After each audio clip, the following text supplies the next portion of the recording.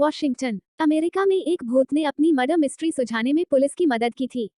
ये घटना अमेरिका के वेस्ट वर्जीनिया राज्य में ग्रामीण क्षेत्र ग्रीनबियर काउंटी में आज से करीब 124 साल पहले घटी थी। इस काउंटी में एरास्मस एडवर्ड शू नाम का एक लोहार रहता था। उसकी 3 महीने पहले ही एल्वा नाम की एक महिला के साथ शादी हुई थी। जनवरी 1897 की एक रात एडवर्ड ने अपने पड़ोस के एक लड़के को काम करने वाली जगह से घर भेजा ताकि वह देख सके कि उसकी नई नवेली पत्नी को बाजार से कुछ चाहिए तो नहीं। घर की सीढ़ियों पर पड़ी मिली थी लोहार की पत्नी। जब ये लड़का ग्रीनबियर काउंटी में उसके घर के दरवाजे पर पहुंचा तो उसने एल्वा को सीढ़ियों के नीचे पड़ा पाया। एक पल के लिए वह लड़का ठिठक गया। उसे समझ नहीं आ रहा था कि वह क्या करे। उसने एल्वा को सीधा किया और चेक करने की कोशिश की कि आखिर हुआ क्या है। एल्वा का सिर एक तरफ झुका हुआ था। पहले तो उसे लगा कि एल्वा शायद सो रही हैं। वह चुपचाप उनकी ओर बढ़ा और मिसेज शू कहकर उन्हें जगाने की कोशिश की। कोई जवाब न मिलने पर वह घबराकर वहां से दूर चला गया और अपनी मां को इस बारे में बताया। पड़ोसी महिला ने डॉक्टर और सरकारी अधिकारी को बुलाया। पड़ोस में ही रहने वाली उस लड़के की मां ने एल्वा को बेसुध पड़ा देख स्थानीय डॉक्टर और सरकारी अधिकारी जॉर्ज डब्ल्यू कन्नप को बुलाया। सूचना देने के लगभग 1 घंटे तक कन्नप घटनास्थल पर नहीं पहुंचे, लेकिन तब तक एडवर्ड शू वहां पहुंच चुका था। वह अपनी पत्नी के शव को वहां से उठाकर बेडरूम में लेकर गया। उसे नहलाया, कपड़े पहनाए और बिस्तर पर लिटा दिया। उसने अपनी पत्नी के मृत शरीर को एक ऊंचे कॉलर वाले कपड़े पहनाकर दफनाने के लिए तैयार किया और उसके चेहरे पर पर्दा डाल दिया।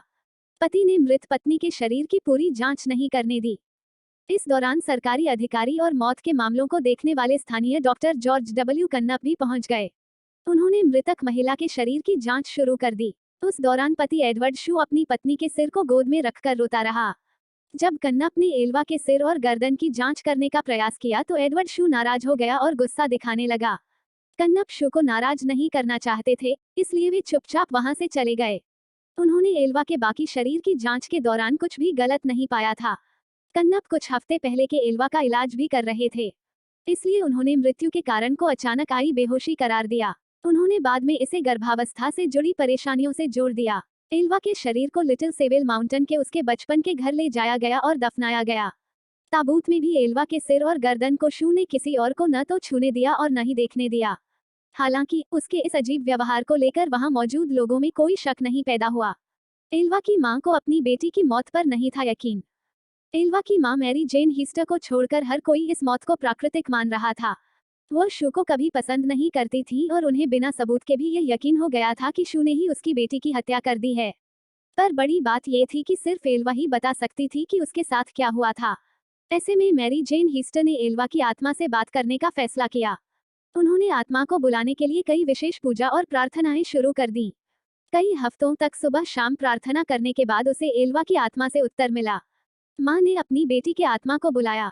हीस्टर ने दावा किया कि उसकी बेटी उसे अपनी कहानी बताने के लिए लगातार 4 रात सपने में दिखाई दी। उन्होंने कहा कि आत्मा पहले एक उज्जवल प्रकाश के रूप में प्रकट हुई, धीरे धीरे एक मानव रूप लेकर अपनी कहानी बताने लगी। इस दौरान पूरा कमरा ठंड से भर जाता था। लगातार 4 दिनों तक एल्वा की आत्मा ने अपनी मां को सपने के जरिए पूरी कहानी शुरू की। एल्वा के भूत ने बताई अपनी मौत की पूरी कहानी। एल्वा के भूत ने उसकी मां के सामने कबूल किया कि शू ने उसके साथ क्रूरता की और दुर्व्यवहार किया। एक रात जब एल्वा ने रात को खाने में मीट नहीं बनाया तो उसने एल्वा पर हमला कर दिया और मारपीट की।